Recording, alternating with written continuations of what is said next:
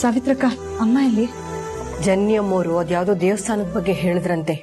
ಅಲ್ಲಿಗೆ ಹೋಗಿ ಬೇಡ್ಕೊಂಬಂದ್ರೆ ಅನ್ಕೊಂಡಿದ್ ನೆರವೇರುತ್ತೆ ಅಂತ ಪಾಪ ಅಲ್ಲಿಗೆ ಹೋಗಿದ್ದಾರೆ. ಕಾಫಿ ಡಿಕಾಕ್ಷನು ಇಳಿಸ್ಬಿಟ್ಟೆ ಹೋಗಿದ್ದಾರೆ ಪಾಪ. ಯಾಕೆ ಕಾಫಿ ಏನಾರ ಬೇಕಾ? ತುಂಬಾ ತಲೆನೋವ್ತಿದೆ ಸಾವಿತ್ರಕ್ಕ, ನಂಗೆ ಕಾಫಿ ಮಾಡ್ಕೊಡ್ತೀಯಾ?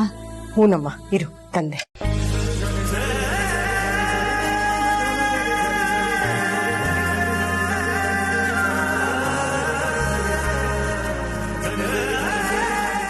ಮಾತಾಡ್ಬಿಡ ನೀನು.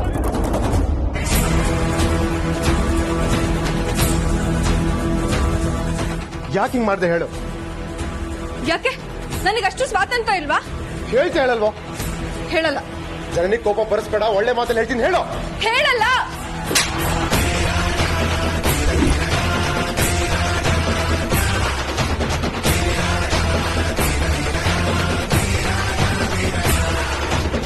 ಜನನಿ ಅವರೇ ನಿಂತ್ಕೊಳ್ಳಿ. ಏನಕ್ಕೆ ಅವ್ರಿಗೆ ಹೊಡೆಯೋದಕ್ಕೆ ಹೋದ್ರಿ? ಅವಳು ಎಂತ ಕೆಲಸ ಮಾಡಿದ್ರಂತ ಗೊತ್ತಾಗ್ಕೆ? ತಪ್ಪು ಮಾಡಿರೋದು ಅವಳು. ಯಾಕೆ ಅಂತ ಕೇಳಿದ್ರೆ ತಾನು ಮಾಡಿರೋದು ಸರಿ ಅಂತ ಸಮರ್ಥಿಸ್ಕೊಳ್ತಾ ಇದ್ದಾಳೆ. ಅದಕ್ಕೆ ಕೋಪ ಬಂತು, ಬಾರದ್ದೆ. ಮೊಮ್ಮತ್ಗೆಗೆ ತಮ್ಮ ಜವಾಬ್ದಾರಿ ನಿಭಾಯಿಸೋದಕ್ಕಿಂತ 1 ತಿಂಗಳು ಟಾಸ್ಕ್ ಕೊಟ್ಟಿದ್ದಾರೆ. ಅವ್ರು ಕೊಟ್ಟಿರೋ ಜವಾಬ್ದಾರಿ ನಿಭಾಯಿಸೋದಂದ್ರೆ ಸುಮ್ಮನೆನಾ?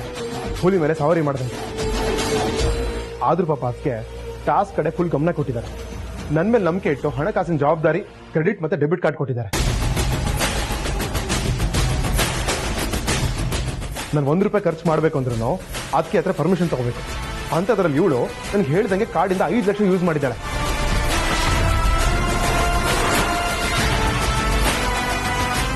ಕೇಳಿದ್ರೆ ಹೇಳ್ತಾನೆ ಇಲ್ಲ, ಕೋಪ ಬರಲ್ವಾ?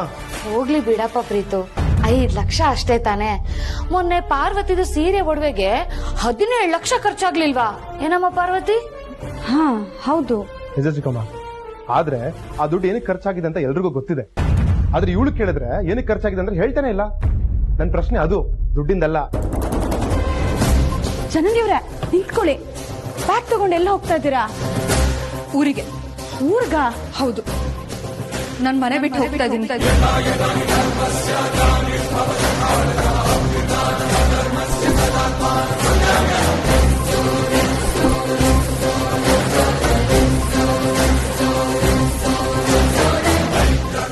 ಕ್ಷಣನೂ ನಾನೀ ಮನೇಲಿರಲ್ಲ. ನಿಂತ್ಕೊಳ್ಳಮ್ಮ ಜಾನಿ, ಏನಾಗಿದೆ ನೀವಿಬ್ರಿಗೆ ಇವತ್ತು? ಯಾಕೆ ಈ ರೀತಿ ಆಡ್ತಾ ಇದ್ದೀರಾ? ದಯವಿಟ್ಟು ದುಡುಕ್ಬೇಡಿ ಜನನಿಯವ್ರೆ. ಎಷ್ಟು ಅಡೆತಡೆಗಳ ಮಧ್ಯೆ ನೀವಿಬ್ರು ಪ್ರೀತಿಸಿ ಮದ್ವೆ ಆಗಿದ್ದೀರಾ, ಚೆನ್ನಾಗಿ ಸಂಸಾರನೂ ಮಾಡಿದ್ದೀರಾ. ಇವತ್ ನನ್ ಮೈದ್ನ ಹೊಡೆದ್ರು ಅಂದ್ ಮಾತ್ರಕ್ಕೆ ದಯವಿಟ್ಟು ಮನೆ ಬಿಟ್ಟು ಹೋಗೋ ನಿರ್ಧಾರ ಮಾಡಬೇಡಿ. ಮತ್ತೆ ನೀವೇ ಹೇಳಿ ಪಾರ್ವತಿ ಅವರೇ, ನಾನು ಅರ್ಸನ್ ಕೋಟೆ ಸೊಸೆನೆ ತಾನೆ. ನನ್ಗೆ 5 ಲಕ್ಷ ರೂಪಾಯಿ ಖರ್ಚು ಮಾಡೋ ಯೋಗ್ಯತೆನೂ ಇಲ್ವಾ? ಆ ಸ್ವಾತಂತ್ರ್ಯ ಇಲ್ವಾ ನಂಗೆ? ಯಾಕಿಲ್ಲ, ಖಂಡಿತ ಇದೆ. ಈ ವಿಷಯದಲ್ಲಿ ನಾನ್ ನಿಮ್ ಪರವಾಗಿದ್ದೀನಿ.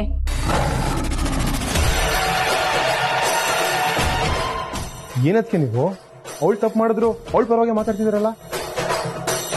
ಹೌದು, ತಪ್ಪೇನಿದೆ? ಅರ್ಸನ್ ಕೋಟೆಲಿ ದಿನಕ್ಕೆ 1 ಲಕ್ಷ ಖರ್ಚಾಗುತ್ತೆ. ಜನನಿಯವರು 5 ಲಕ್ಷ ಖರ್ಚು ಮಾಡಿದಾರಷ್ಟೇ. ಅರ್ಸನ್ ಕೋಟೆ ಸೊಸೆಯಾಗಿ ಅವ್ರಿಗಷ್ಟು ಅಧಿಕಾರ ಇಲ್ವಾ? ಇಲ್ಲ ಅಂತ ಹೇಳ್ತಿಲ್ಲ, ಅದ್ರ ದುಡ್ಡು ಏನಕ್ಕೆ ಖರ್ಚಾಗಿದೆ ಕಾರಣ ಬೇಕು ಅಂತ ಕೇಳ್ತಿದ್ದೀನಿ. ಹೌದು ಜನನಿಯವರೇ, ನೀವ್ ಏನಕ್ಕೆ ಖರ್ಚು ಮಾಡಿದ್ರಿ ಅಂತ ಅವ್ರಿಗೆ ಅರ್ಥ ಮಾಡಿಸ್ಬೇಕಿತ್ತು. ಹೋಗ್ಲಿ, ಅದೇನ್ ಕಾರಣ ಅಂತ ಹೇಳ್ಬಿಡಮ್ಮ ಜನನಿ. ಕಳೆದ ಸಲ ನಾನು ಊರಿಗೆ ಹೋದಾಗ ನಾನು ಹಾಕಿದ ನೆಕ್ಲೆಸ್ ನೋಡಿ ನಮ್ಮ ಅದಕ್ಕೆ ತುಂಬಾ ಇಷ್ಟಪಟ್ರು. ನಾನ್ ಹಾಕೊಂಡಿದ್ದನ್ನೇ ಕೊಡೋದಿಕ್ ಹೋದಾಗ ಬೇಡ, ಇದು ನಿನ್ ಗಂಡನ್ ಮನೆದು ಅಂತ ಹೇಳಿದ್ರು. ನಾಳೆ ಅವ್ರ ಬರ್ಡೇ ಇದೆ, ಅದಕ್ಕೆ ನನ್ ಕಡೆಯಿಂದ ಒಂದ್ ಚಿನ್ನದ ನೆಕ್ಲೆಸ್, ಒಂದ್ ಬಳೆ ಸೆಟ್ ನ ಪರ್ಚೇಸ್ ಮಾಡಿ ಕೊಟ್ಟು ಕಳಿಸ್ದೆ. ಅದಕ್ಕೆ 5 ಲಕ್ಷ ಖರ್ಚಾಯ್ತು.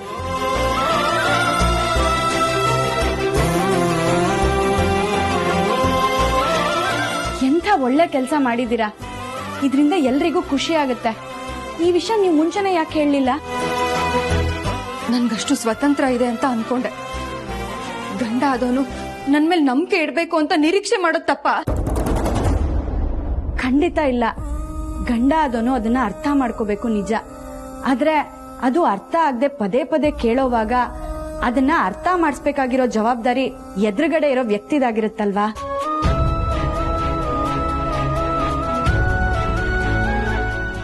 ಹಾಗಾದ್ರೆ ಅದ್ ನಿಮ್ಗೂ ಅನ್ವಯಿಸುತ್ತಲ್ವಾ?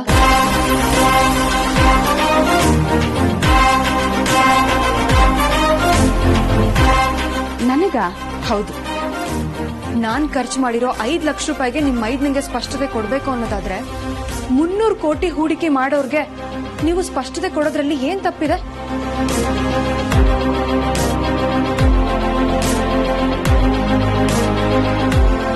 ನಿಮ್ ಮೈದ್ನ ನಿರೀಕ್ಷೆ ಸರಿ ಅನ್ನೋದಾದ್ರೆ ಇನ್ವೆಸ್ಟರ್ಸ್ ನಿರೀಕ್ಷೆ ಕೂಡ ಸರಿಯಾದದ್ದೇ ಅಲ್ವಾ ಪಾರ್ವತಿಯವರೇ?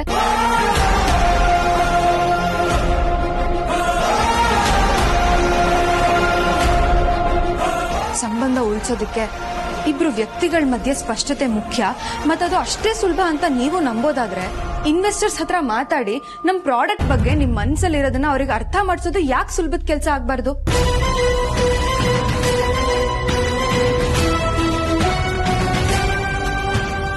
ನೀನ್ ಹೇಳಿದ್ದೆಲ್ಲ ಸರಿನೇ ಮಾಜಾಮಿ, ಆದ್ರೆ ಅದಕ್ಕೂ ಪ್ರೀತು ನಿನ್ ಹೊಡೆದಕ್ಕೂ ಏನ್ ಸಂಬಂಧ?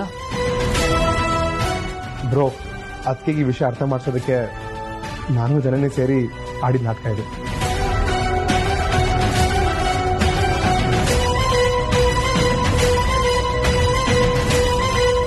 ಸಾರಿ ಅದಕ್ಕೆ. ಅಲ್ಲ, ನನಗ್ ಅರ್ಥ ಮಾಡ್ಸೋಕೆ ಯಾವತ್ತು ಜನನಿಯವ್ರ ಮೇಲೆ ರೇಗ್ದೇ ಇರೋ ನೀವು ಇವತ್ತು ಕೈ ಮಾಡಿದ್ರ? ಅದು ನನಗೋಸ್ಕರ. ಪಾರ್ವತಿಯವರೇ, ನಿಮ್ಗೋಸ್ಕರ ಬರೀ ಏಟ್ ತಿನ್ನೋದಲ್ಲ, ಏನ್ ಬೇಕಾದ್ರೂ ಮಾಡೋದಕ್ಕೆ ನಾವು ತಯಾರಾಗಿ.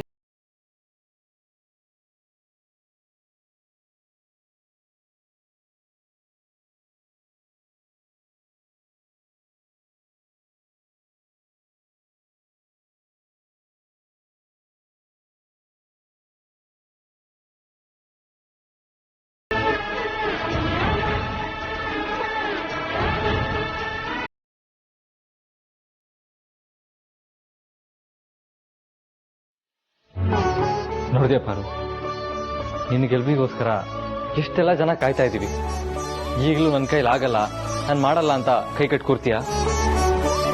ಪಾರ್ವತಿ, ನಿನ್ ಸಪೋರ್ಟ್ಗೆ ನಾವೆಲ್ಲ ಇದೀವಿ ಕಣಮ್ಮ. ಹೂ ಪಾರ್ವತಿ, ನಿನ್ ಸಪೋರ್ಟಿಂಗ್ ನಾನು ಇದ್ದೀನಿ. ಒಪ್ಕೊಳ್ಳಿ ಅದಕ್ಕೆ ಪ್ಲೀಸ್.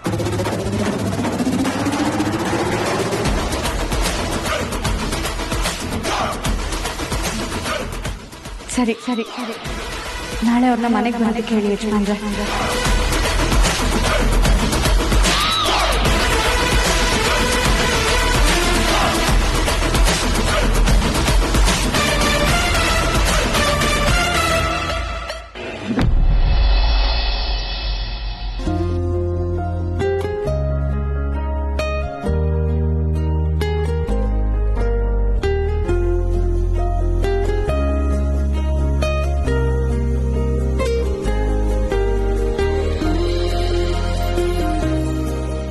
ಸಾರಿ. ಯಾಕೆ ಪ್ರೀತು? ನಾಟಕ ಆದ್ರೂ ನಿನ್ಕೆನ್ನೆ ತುಂಬಾ ಜೋರಾಗಿ ಹೊಡೆದೆ. ಆಯ್ತು, ನಾನೇ ಅದನ್ನ ಸೀರಿಯಸ್ ಆಗಿ ತಗೊಂಡಿಲ್ಲ. ನೀನ್ ಯಾಕೆ ಇಷ್ಟೊಂದು ಫೀಲ್ ಮಾಡ್ಕೊಳ್ತಿದ್ಯಾ? ಮದುವೆ ಆಗಿಷ್ಟು ವರ್ಷ ಆದ್ರೂ ನಿನ್ ಮೇಲೆ ಯಾವತ್ತೂ ಕೈ ಮಾಡಿರ್ಲಿಲ್ಲ. ಆದ್ರೆ ಇವತ್ತು ಅದ್ ನಾಟಕ ತಾನೆ, ಅದು ಪಾರ್ವತಿಯವ್ರಿಗೋಸ್ಕರ. ಅದು ಅಲ್ದೆ ನನ್ ಕೆನ್ನೆಗೆ ಹೊಡಿಯೋ ಐಡಿಯಾ ನಾನೇ ತಾನೇ ಕೊಟ್ಟಿದ್ದು.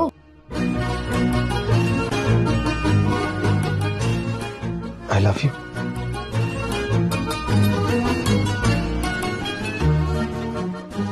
ನಿಮ್ಮೊಂದು ಸೊಳ್ಳೆ ಕಚ್ಚಿದ್ರೆ ಸಹಿಸಲ್ಲ ನಾನು,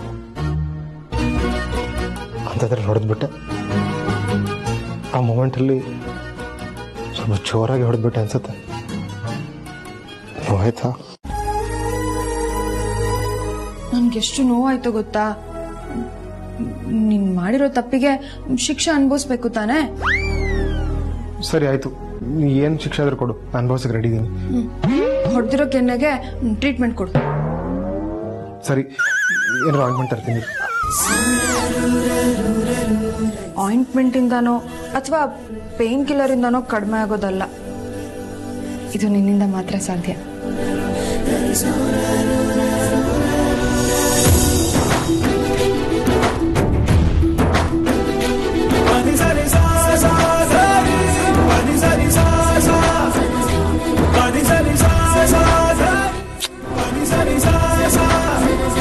Come on.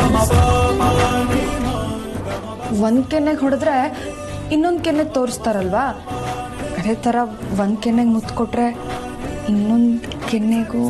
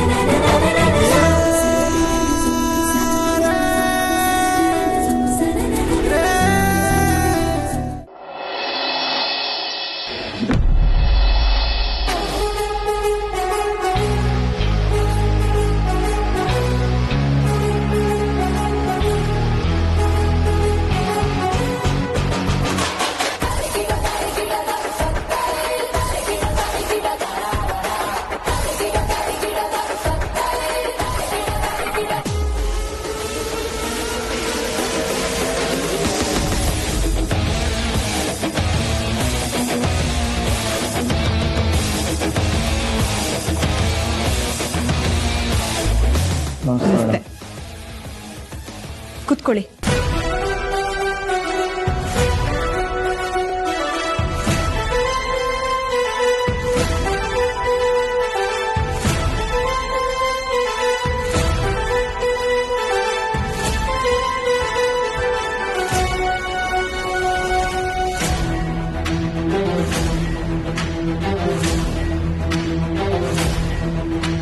ಹೇಳಿ ಮೇಡಮ್, ನಾವ್ಯಾಕೆ ನೀವು ರೆಡಿ ಮಾಡೋ ಪ್ರಾಡಕ್ಟ್ ಮೇಲೆ ಇನ್ವೆಸ್ಟ್ ಮಾಡಬೇಕು? ಹಣ ಗಳಿಸೋಕೋಸ್ಕರ.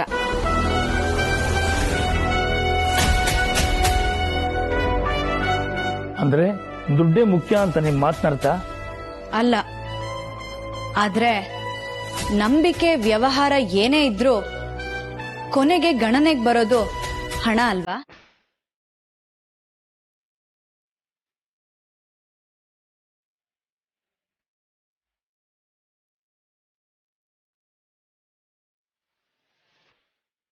ಒಂದ್ ವೇಳೆ ನೀವ್ ಹೂಡಿಕೆ ಮಾಡಿದ ನಷ್ಟ ಆದ್ರೆ ಸುಮ್ನಿರ್ತೀರಾ?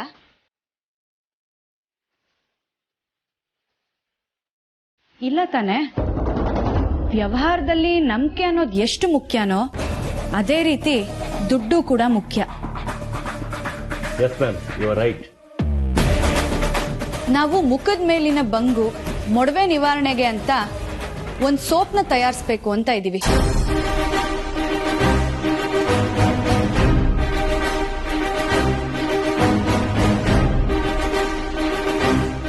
ಅದಕ್ಕೆ ಬೇಕಾಗಿರೋ ಅತ್ಯುತ್ತಮವಾದ ಗಿಡಮೂಲಿಕೆಗಳನ್ನ ತರಿಸೋದ್ರಿಂದ ಹಿಡಿದು ಉತ್ಪಾದನೆ, ಪರೀಕ್ಷೆ, ಮಾರಾಟ ಇದೆಲ್ಲದರ ಜವಾಬ್ದಾರಿನೂ ನಮ್ದೇ ಆಗಿರುತ್ತೆ. ಪ್ರಾರಂಭದ ಹೂಡಿಕೆನೂ ನಮ್ದೇ ಆಗಿರುತ್ತೆ. ಮಿಕ್ಕ 300 ಕೋಟಿ ಮಾತ್ರ ನಿಮ್ದಾಗಿರುತ್ತೆ. ಏನೇ ಸಮಸ್ಯೆ ಆದ್ರೂ ಅದ್ರ ಎಲ್ಲದರ ಜವಾಬ್ದಾರಿನೂ ನಾವೇ ತಗೋತೀವಿ.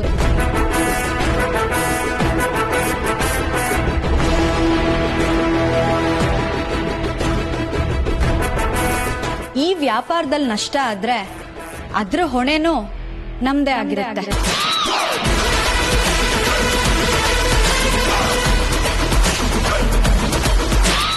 ನೀವ್ ಹಾಕೋ ಹಣನ ನಾವು ವಾಪಸ್ ಮಾಡ್ತೀವಿ.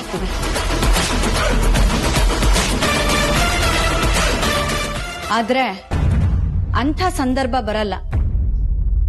ಆ ನಂಬಿಕೆ ನನಗಿದೆ.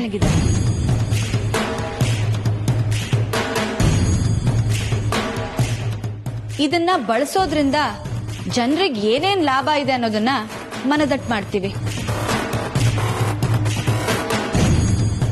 ಜೊತೆಗೆ ಇದರಲ್ಲಿ ಯಾವುದೇ ರಾಸಾಯನಿಕ ಅಂಶ ಇಲ್ಲ ಅನ್ನೋದನ್ನು ಸಾಬೀತುಪಡಿಸ್ತೀವಿ. ಯಾಕೆ ಅಂದ್ರೆ ಉತ್ಪಾದನೆ ಮಾಡಬೇಕು ಅನ್ಕೊಂಡಿರೋ ಸೋಪ್ಗೆ ಉಪಯೋಗಿಸೋ ಎಣ್ಣೆ ಪರಿಶುದ್ಧವಾಗಿರುತ್ತೆ, ಗುಣಮಟ್ಟದಾಗಿರುತ್ತೆ.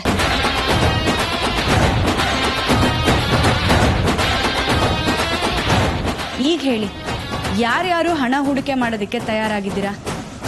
ಒಪ್ಕೊಂಡ್ರೆ ಖುಷಿ. ಬಂದಿದ್ದ ಲಾಭದಲ್ಲಿ 60% ಲಾಭ ನಿಮ್ದಾಗುತ್ತೆ.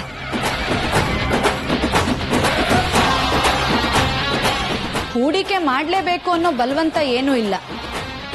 ಹೂಡಿಕೆ ಮಾಡೋದಕ್ಕಾಗಲ್ಲ ಅಂತಂದ್ರೆ ನೀವುಗಳು ಕೂತಿರೋ ಜಾಗದಲ್ಲಿ ಬೇರೆಯವ್ರುಗಳು ಕೂತ್ಕೋತಾರೆ.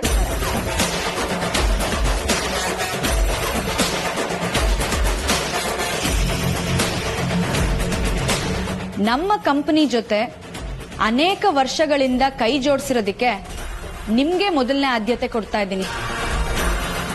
ಇದನ್ನ ಉಪಯೋಗಿಸ್ಕೋತೀರಾ ಅಥವಾ ಬೇರೆಯವ್ರ ಪಾಲಾಗೋದಿಕ್ ಬಿಡ್ತೀರಾ? ನೀವುಗಳೇ ಯೋಚನೆ ಮಾಡಿ.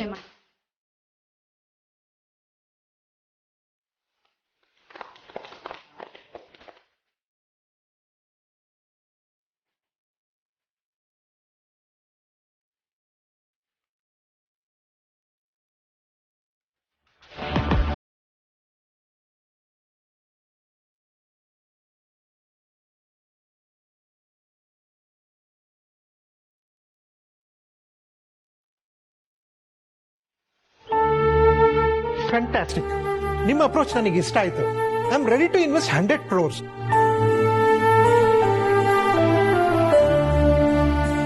ಇಷ್ಟು ವರ್ಷದ ನನ್ನ ಬಿಸ್ನೆಸ್ ಕೆರಿಯರ್ಲಿ ಒಂದು ಪ್ರಾಡಕ್ಟ್ ಬಗ್ಗೆ ಈ ತರ ಮಾರ್ಕೆಟಿಂಗ್ ಮಾಡಿರೋದನ್ನ ನಾನು ನೋಡೇ ಇಲ್ಲ.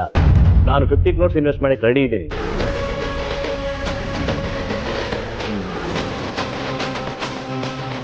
ನಿಮ್ಮ ಮಾತು ನನಗೆ ನಂಬಿಕೆ ಹುಟ್ಟಿಸಿದೆ. ನನ್ನ ಕಡೆಯಿಂದ ನಾನು 100 ಕೋಟಿ ಇನ್ವೆಸ್ಟ್ ಮಾಡ್ತೇನೆ.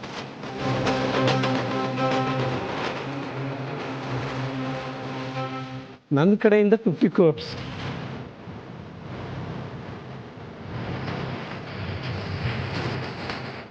ಎಲ್ರಿಗೂ ತುಂಬಾ ಥ್ಯಾಂಕ್ಸ್. ನನ್ನ ಮೇಲೆ, ನಮ್ಮ ಕಂಪನಿ ಮೇಲೆ, ನಮ್ಮೆಲ್ರಿಗೂ ಶ್ರೀರಕ್ಷೆ ಆಗಿರೋ ಅಖಿಲಮ್ಮನ ಮೇಲೆ ನಂಬಿಕೆ ಇಟ್ಟು ನಮ್ಮ ಜೊತೆ ಕೈ ಜೋಡಿಸ್ತಿರೋದಕ್ಕೆ ಖಂಡಿತ ನಂಬಿಕೆ ಉಳಿಸ್ಕೋತೀವಿ. Thank you madam. ನಮಸ್ಕಾರ.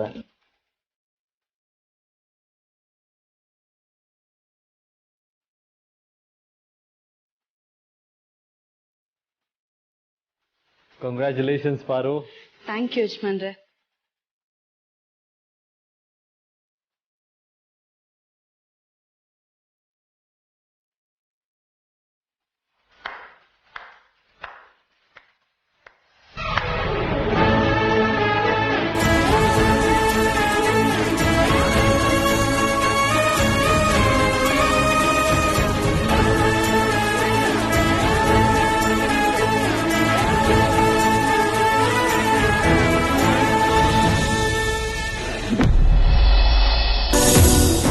ಪ್ರೀತು, ಪಾರ್ವತಿಯವರು ಈ ಟಾಸ್ಕ್ ಅಲ್ಲಿ ಗೆದ್ದಿದ್ದಕ್ಕೆ ನನಗೆ ಎಷ್ಟು ಖುಷಿ ಆಗ್ತಿದೆ ಗೊತ್ತಾ? ಹೌದಾ? ಬೇಡ ಪ್ರೀತು, ನೋಡು ಬೇಡ, ನಿಂಗೆ ಗೊತ್ತು ಗೊತ್ತು ಇಲ್ವಾ? Autograph please. ಆಟೋಗ್ರಾಫಾ? ಇಲ್ಲ ಮತ್ತೆ ಕೇಳಿ ತರ ಬರ್ತಾ ಇದೆಯಾ? ಹೆದರಿಕೆ ಆಗಲ್ವಾ? ಕರೆಕ್ಟ್. ಸರಿ ಸರಿ, ಈಗ ಮಾತಾಡಿ ಸಾಕು. ಆಟೋಗ್ರಾಫ್ ಸಾಕು. ನಾನೇನ್ ಸಿನಿಮಾ ಸ್ಟಾರಾ ಆಟೋಗ್ರಾಫ್ ಹಾಕೋದಿಕ್ಕೆ? ಇವತ್ತಿಂದ ಈ ಮನೆಯಲ್ಲಿ ನೀನು ದೊಡ್ಡ ಸ್ಟಾರ್ ಆಗ್ತೀಯ, ಅದಕ್ಕೆ ಅಡ್ವಾನ್ಸ್ ಆಗಿ ಆಟೋಗ್ರಾಫ್ ಕೇಳ್ತೀನಿ ಪ್ಲೀಸ್.